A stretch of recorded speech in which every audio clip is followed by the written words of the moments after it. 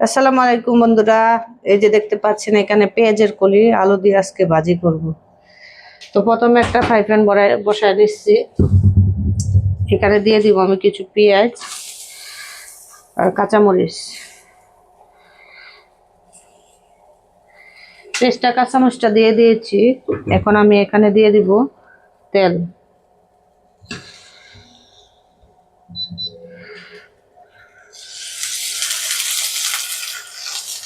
তেলটা দিয়ে দিয়েছি। এখন আমি কিছুক্ষণ পেঁয়াজটাকে ভেজে নিব। তো পেঁয়াজটা আমার ভাজা হয়ে গেছে। এখানে দিয়ে দিব লবণ আর হলুদ গুঁড়ো।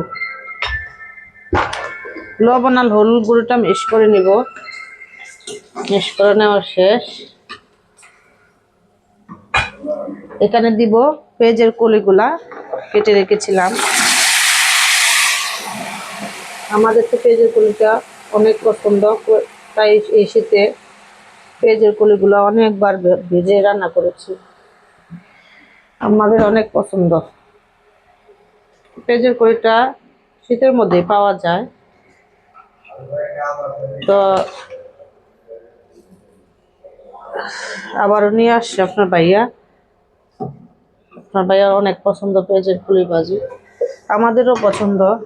তো যাদের যাদের পছন্দ তারা কমেন্টে জানাবেন। এখন আমি ঢাকনা দিয়ে ঢেকে দিলাম, কিছুক্ষণ রান্না করব। ঢাকনাটা আমি উঠিয়ে নিচ্ছি। দেখেন পেঁয়াজের কলিটা আমার সিদ্ধ হয়ে গেছে।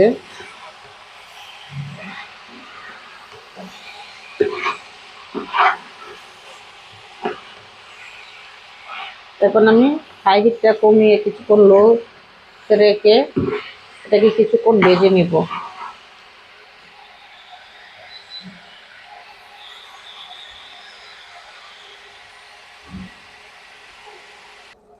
এই দেখেন বন্ধুরা, আমার পেঁয়াজের কলিটা ভাজি হয়ে গেছে।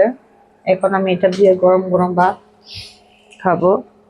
আমার কাছে তো খুবই ভালো লাগে একবারে চুলার কাছ থেকে নিয়ে গরম ভাতে এই ভাজিটা খেলে অনেক ভালো লাগে।